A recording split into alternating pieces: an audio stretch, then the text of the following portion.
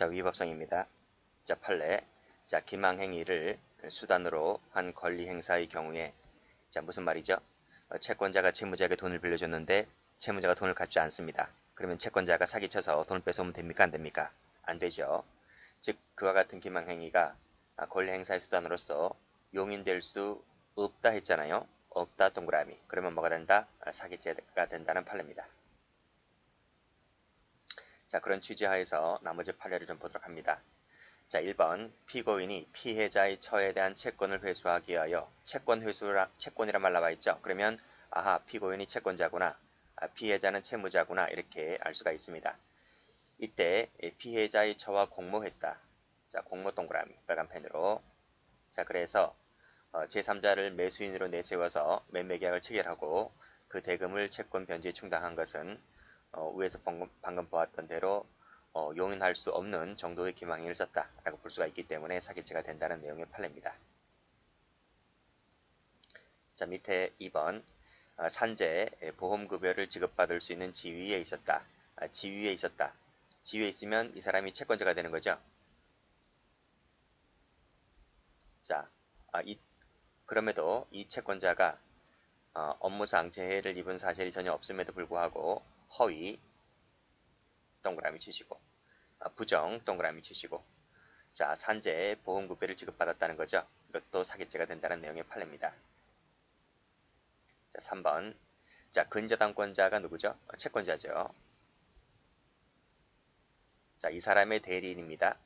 자, 이 대리인인 피고인이 경매 개시 결정 정본 등 서류의 수령을 피고인에게 위임한다는 내용의 피해자 명의 위임장을 위조했죠. 그래서 법원을 제출했고 결국 경매 개시 결정의 정보를 받았잖아요. 당연히 사기죄가 되는 거죠. 위조 동그라미. 당연히 여기서 보시면 근저당권이 유효하다. 유효하죠. 그렇죠? 그래야 근저당권자가 채권자니까 이 채권에 기해서 이직거래 했다는 것 아니겠습니까? 자, 4번. 자, 냉동 오징어를 구입하더라도 그 잔대금 지급 의사가 없대요. 자, 계약의 명목으로 일부 금원을 지급하고 나머지 대금을 지급하지 않았습니다. 이때 피고인이 위 잔대금 채무를 이전에 피해자에 대해서 가지고 있었던 채권으로 상계할 의사를 가지고 있었다 손치더라도, 그쵸? 피해자가 위 채권의 존재 여부를 지금 다투고 있잖아요. 다투고 있는 실정이기 때문에, 자, 마치 현금으로 결제할 것처럼 기망해서 이 피고인이 물품을 교부받은 것은 이것은 용인될 수가 없기 때문에 사기죄가 된다는 내용의 판례입니다. 자, 5번. 자, 토지를 20년 이상 점유하잖아요. 그러면 민법에서는 점유취득시효라고 하는 것을 인정합니다. 이 토지는 다른 사람의 토지죠. 즉, 다른 사람의 토지를 20년 이상 동안 점유해 오면 점유 취득시효가 인정되어서 이게 내 땅이 될 수 있거든요. 물론 불법 점유했다고 해서 다 내 땅이 되는 것이 아니고 일정한 요건을 갖춰야 됩니다. 이때 자주점이라고 하는 것인데, 이 자주점이란 말의 의미는 좀 어렵죠. 민법에 공부를 해야 좀 배우는 것들인데, 소유의 의사를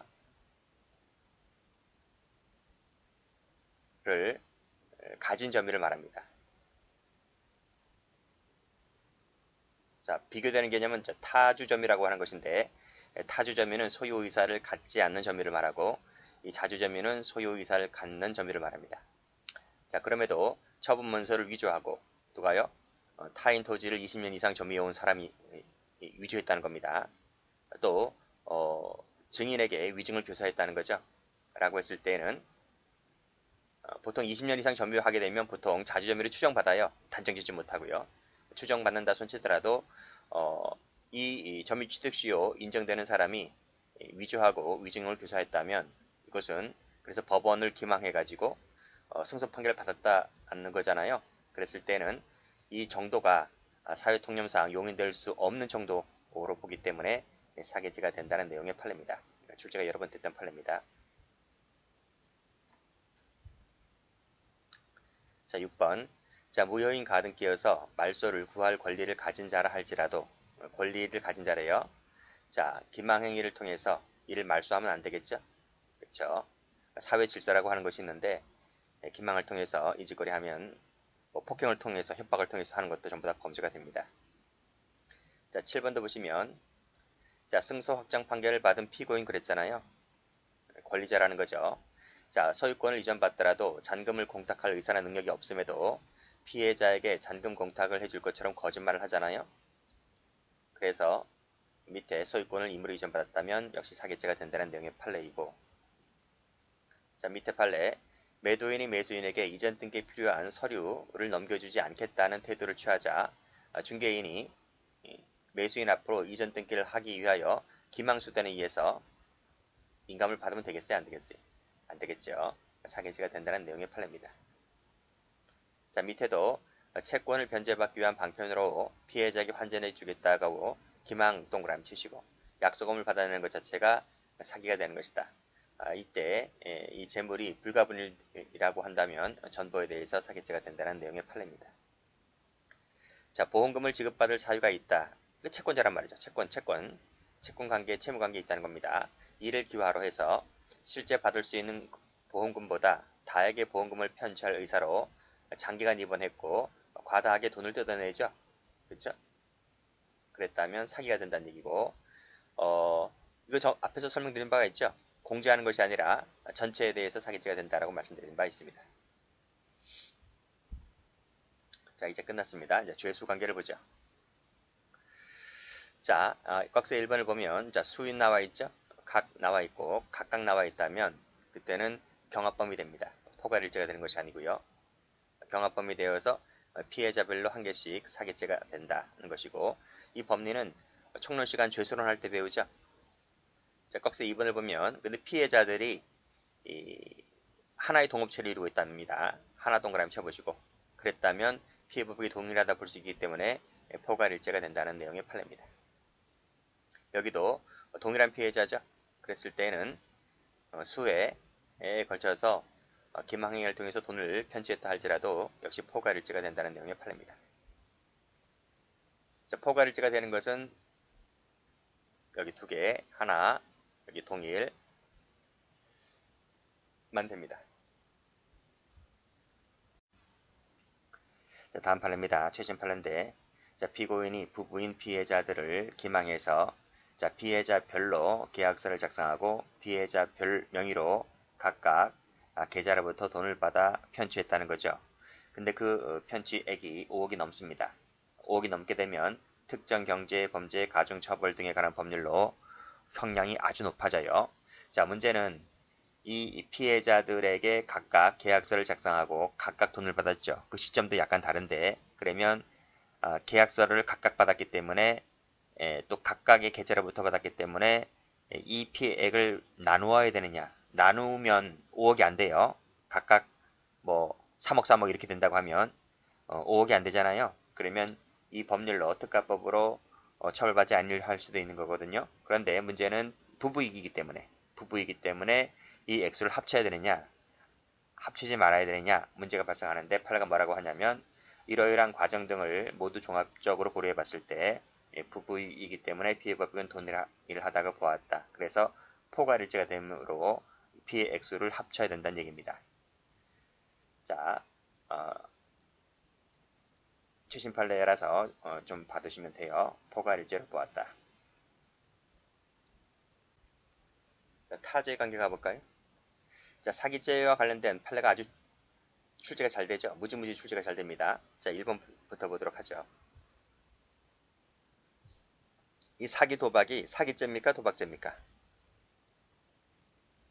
이 도박죄가 되려면 우연성이라는 것이 있어야 돼요. 우연성. 근데 사기 도박은 우연성이라는 게 없잖아요. 그쵸? 여기 나와 있네. 우연성이라는 게 없다고. 그래서 도박죄는 되지 않고 뭐만 된다? 그쵸? 사기죄만 됩니다. 자, 출제 많이 됐습니다. 그럼 사기죄는 언제 착수라고 했나요? 앞에서 기망행위를 개시했을 때, 이때 착수가 된다 그랬죠? 자, 그런 전제하에서 사기적인 방법으로 도금을 편취하려고 하는 자가 상대방에게 도박에 참가할 것을 권유했다. 도박 참가, 권유, 동그라미 치시고 이게 바로 기망행위를 개시한 거죠. 그래서 이때 사기도박 같은 경우에 이때에 착수가 됩니다.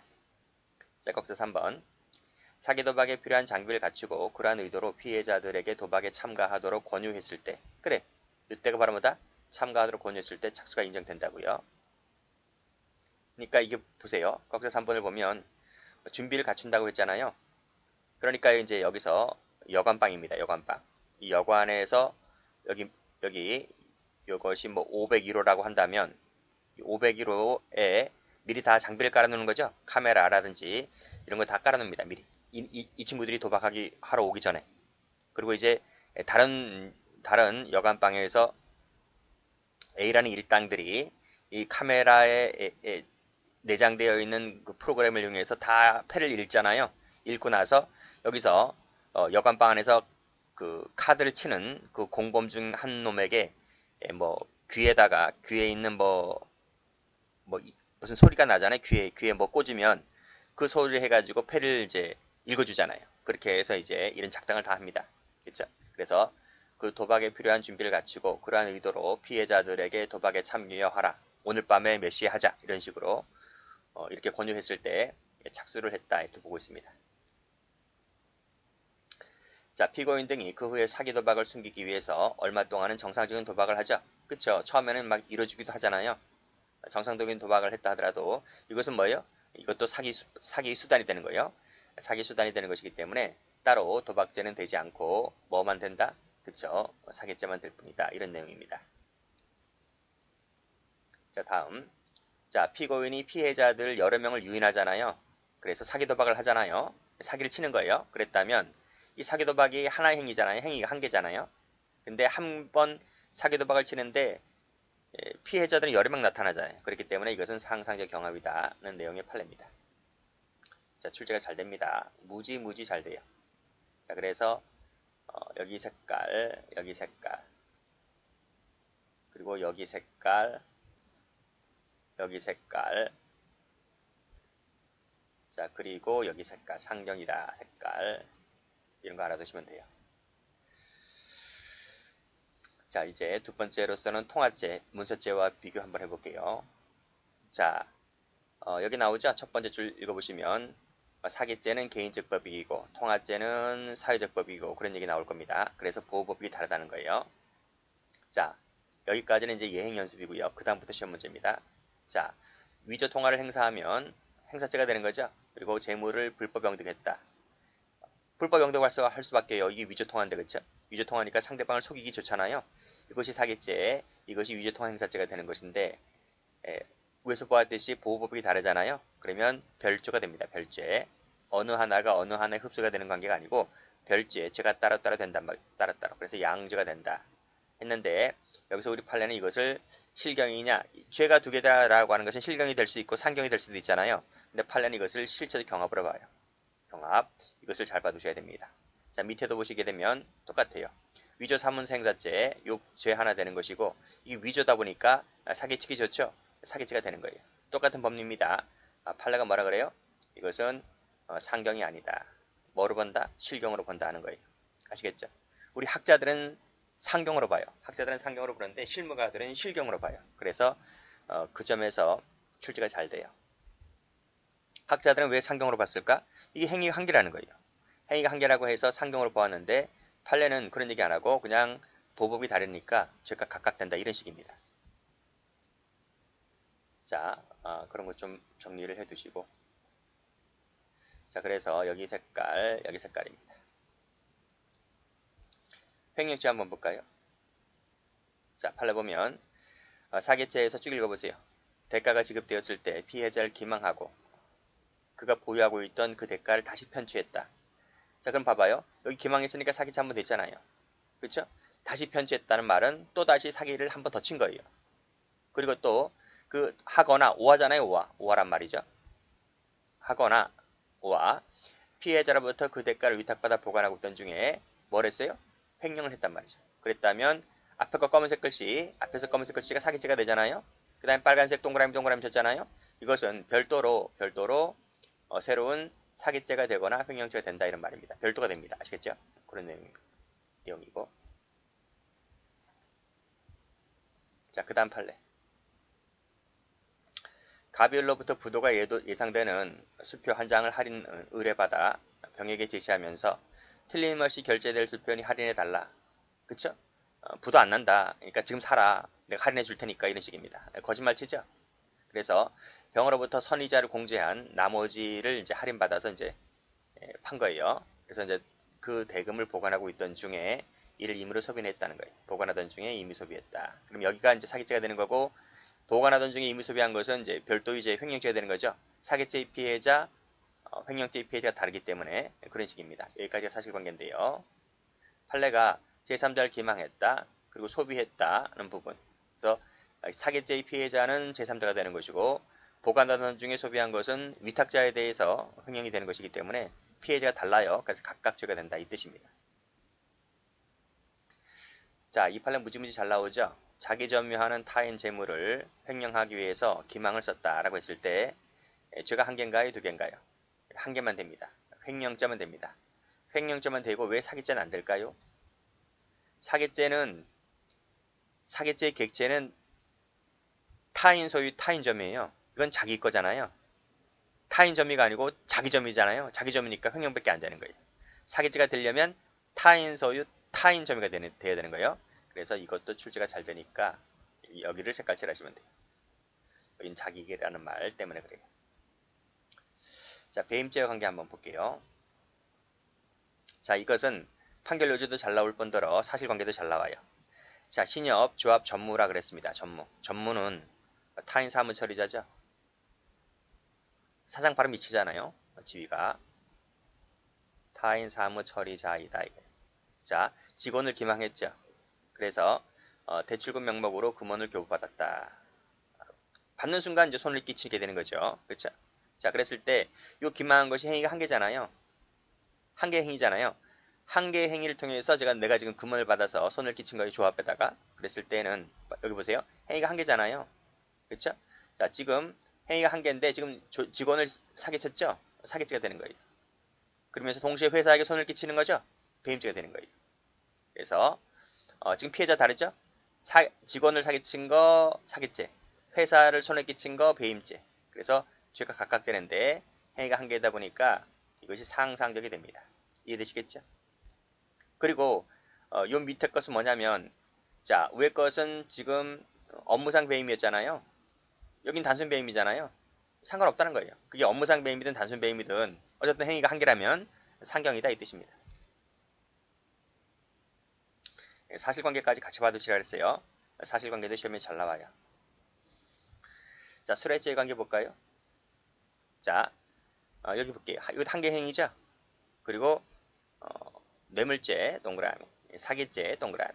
사기죄는 개인적법이고 뇌물죄는 사회적법이잖아요. 각각 되어 있는 것이기 때문에 상상적 경합이다. 아주 쉽네, 그치? 혹시 총론을 안 배우고 오신 분들 있나요? 그럼 총론 가면 다 배워요. 자, 다음 특정경제범죄법 위반죄인데, 특정경제범죄법이란 여기 나와 있죠. 특정경제범죄 가중처벌 등에 관한 법률을 말합니다. 제가 앞에서 손해액 할 때 말씀드렸는데, 이 특정경제범죄법 위반죄가 적용되려면 그 액수가 5억 이상일 때, 자, 5억 이상일 때, 즉 5억 또는 50억 이상, 이것이 이 범죄 구성 요건의 일부로 되어 있어야 됩니다. 만약에 5억이 채 못 되면 그때는 특경가법이 적용되는 것이 아니라 일반 형법이 적용되는 거예요. 따라서 그 이익의 가액을 구체적으로 산정할 수 있어야 되는데 산정할 수가 없다는 거죠. 자, 그랬다면 그때는 이 특경가법을 적용할 수가 없다는 내용의 판결입니다. 자, 밑에 판결도 마찬가지입니다. 자, 5억 이상 이 범죄 구성 요건의 일부로 되어 있기 때문에, 따라서 사기로 편취한 재물 또는 이득의 가액을 구체적으로 산정할 수 없을 때에는 특경가법으로 처벌할 수가 없다. 거의 같은 판례죠? 자, 그렇게 보시면 됩니다. 자, 이제 마지막으로 불법원인 급여를 볼게요. 자, 불법원인 급여라는 말 처음 듣는 분들이 있을 겁니다. 이 불법원인 급여는 사기죄에서 한번 나오고 저 뒤에 횡령죄 할 때 한번 나오는데, 그 불법원인 급여에 해당되는 사례를 좀 적어보세요. 도박자금이, 그 다음에 뇌물, 그 다음에 화대, 이 세 가지만 알면 돼요. 이것이 불법 원인이 된 급여물이잖아요. 뇌물도 마찬가지고. 내가 원래 정상적인 돈이라면 내가 노동의 대가로 봉급을 받는 거잖아요. 근데 이 뇌물이라고 하는 것은 내가 노동도 안 했는데 노동의 대가로 받은 돈이 아니잖아요. 불법 자금이잖아요. 도박 자금도 마찬가지고 화대도 성매매도 이 불법이잖아요. 전부 다 불법이잖아요. 통해서 얻어진 돈입니다. 이게 불법어린 급여물입니다. 자, 이러한 이 불법어린 급여물을 통한 것이라 할지라도 사기죄로 사기쳐가지고 이걸 뺏어오면 안 되잖아요. 그치? 그것도 사기죄가 된다는 얘기입니다. 자, 볼게요. 사람을 기망합니다. 기망해서 불법어린 급여물을 하게 하는 거야. 도박을 자금을 빌려달라는 식으로, 뇌물을 달라는 식으로, 성매매 대가를 달라는 식으로, 이런 식으로 하게 했을 때 사기죄가 될 수 있느냐? 된다는 거죠. 그래서 매음 의사 없이 매음에 응할 것처럼 가장해서 매음료를 받아내죠. 특히 여자들, 그렇죠? 여자들. 그러니까 뭐 어느 모텔에서 만나자라고 인터넷 채팅하면서 얼굴도 처음 보는데 인터넷 채팅하면서 미리 50%를 당겨달라 그러죠. 당겨달라 그러고 나머지 50%는 뭐 성관계 하고 나서 준다 그러잖아요. 그때 어리숙한 남자들이 50%를 먼저 줘요. 계좌 이체시킵니다. 이제 이체시키고 여자들은 돈 받고 튀는 거지. 안 간다는 거죠. 왜냐하면 신고 못 한다는 거죠. 너네도 성매매 하려고 하는 나쁜 놈들이라서 너네가 스스로가 경찰서 가서 나를 신고할 수 있겠느냐 라고 하는 약점을 이용하는 거죠. 이런 것들 전부 다 사기가 될 수 있다는 겁니다. 자, 대신 로비를 해주겠다며 접대 비용을 받아 편취했다라고 했을 때, 그렇죠? 이런 것들 다 불법어린 급여물입니다. 전부 다 사기쳐가지고 뺏는 거죠. 전부 다 사기죄가 된다는 내용입니다. 우리 판례는 이것을 긍정합니다. 자, 그럼 판례 볼까요? 여기 보세요. 돈을 갚을 의사가 없는데도 불구하고 이 도박이 바로 뭐예요? 도박 자금이 바로 불법어린 급여물인 거예요. 그래서 돈을 빌리죠. 또 안 갚아요. 사기라는 거죠. 여기도 보시게 되면 여기도 불법어린 급여물입니다. 여기도 도박 자금이 불법어린 급여물입니다. 어떻게 했다고요? 그렇죠. 기망을 통해서 돈을 빌려달라 했고 먹튀하는 거죠. 그럼 사기가 되는 거예요. 자, 밑에도 판사 로비 자금 나와 있습니까? 판사한테 로비를 하면 돼야 안 돼요? 안 되잖아요. 그렇죠? 판사한테 돈 갖다 바치고 자기한테 유리한 판결을 이끌어내려고 그렇게 해서 돈을 빌려달라고 하죠. 그렇죠? 그러니까 이 친구가 돈을 빌려줘요. 근데 이 친구가 그렇게 쓰지 않죠? 그 친구가 일부는 쓰는데 일부는 자신의 사업자금, 말이 사업자금이지 전부 다 개인 소비했다는 건 아니겠습니까? 그러니까 일부는 여기다 쓰고 일부는 여기다 썼다 하더라도 전부 다 뭐가 된다? 사기죄가 된다. 이런 식으로 판단하시면 되겠습니다. 자, 됐고 밑에 기출문제도 다 그런 거예요. 여기도 보시게 되면 5번, 6번도 다 기출인데 여기 살해할 준비를 하는 비용을 달라고 거짓말을 했다. 요 비용이 바로 뭐죠? 요 비용이 바로 불법어린 급여물이죠. 그리고 거짓말해서 돈 뜯어내죠. 여기도 국회의원에게 입법 로비 자금으로 쓸 테니까 얼마를 달라고 하면서 자기 개인적인 채무 변제에 쓰잖아요. 라고 했을 때 사기죄가 된다. 이런 얘기입니다. 자, 됐습니다.